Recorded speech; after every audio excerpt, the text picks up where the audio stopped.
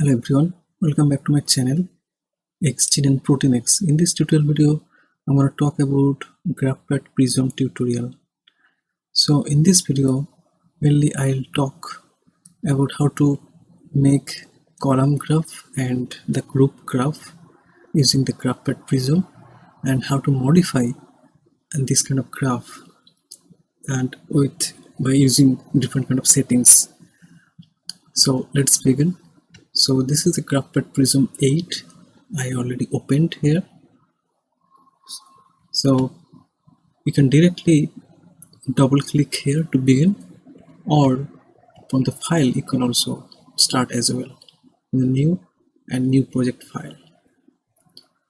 So this window will pop up, and then here in the left side there are different kind of graph option you have to choose. So here first one I have to choose the column graph. So let's do this one first. So this is by default, this is okay. So you have to enter the value, and here the enter replicate values stacked into the columns. So this is already selected. So create. So when you create, then in the different column you have to put your value. So randomly I would like to put some value. For example, this is the control one, this is A, this is B. So just randomly I just want to put some values: 23, 29, 31, 37, 32, 35, 34, 36, 42, 45. Right. So here, as you see, there is a data 1, that is you need to input, and data 1, that is the graph. So here when you click here, then this window will pop up, and then here the different kind of style, which kind of style you want to go. So for this one is already selected, the individual. So this is the mean and median error, this is a box and violin, and this is individual values. So different kind of styles is there. So I want to go this one, and then okay. So see here the 3 different column is already created.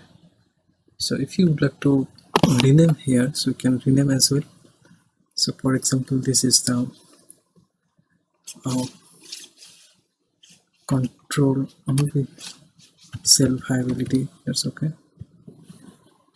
And this is the, for example, the concentration, right? And here also you can rename it as well, cell viability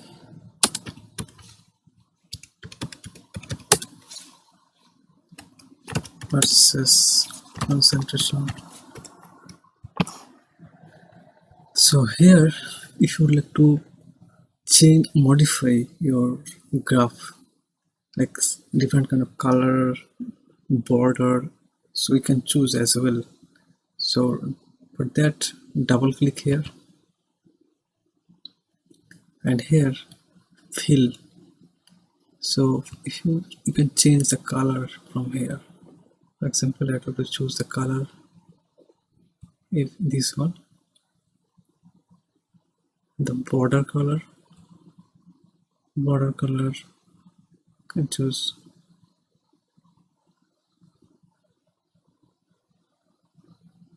this one. Okay, let's see, the color changed. And also, so for each column you have to choose by separately. So this is the fill. So this one, border color maybe zone, right? Okay, so this is the color has been changed.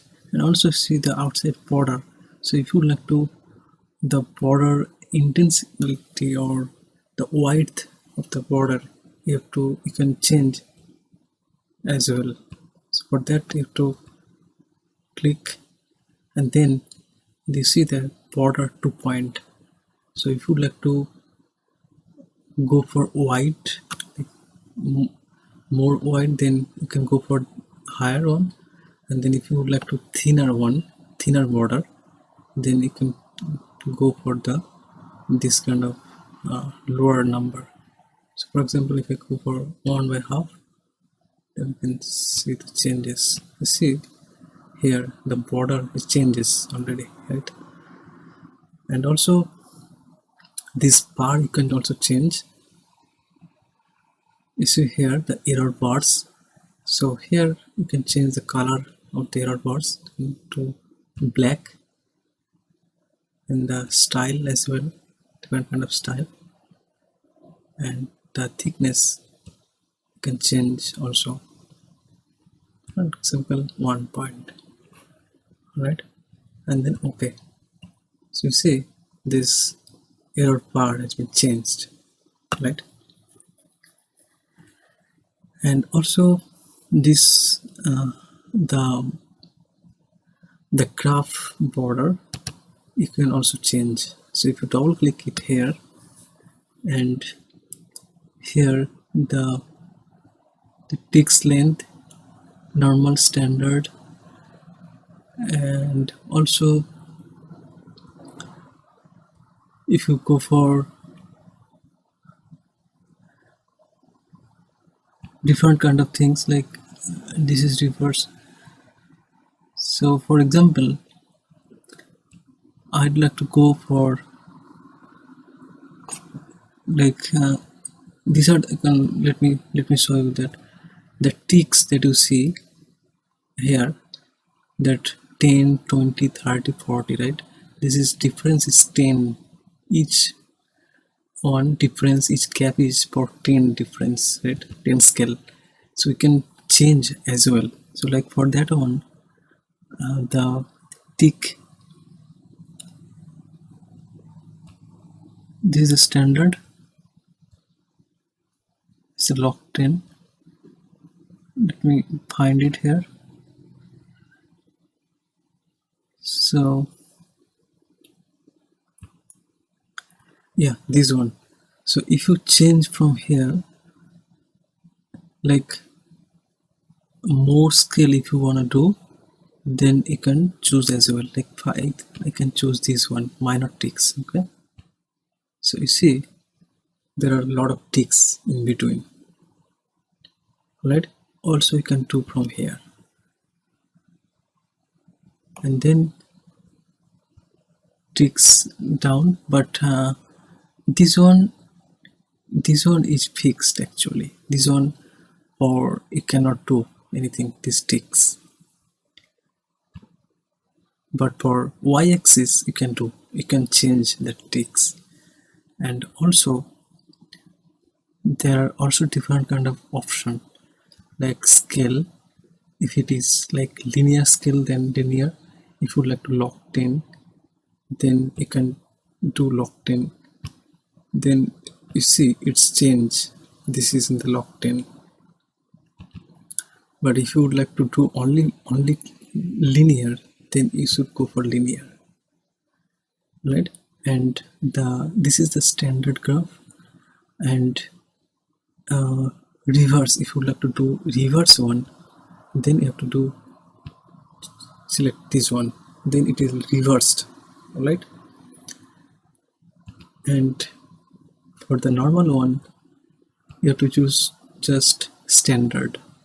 And if you would like to do some segment in between, then you have to choose this one.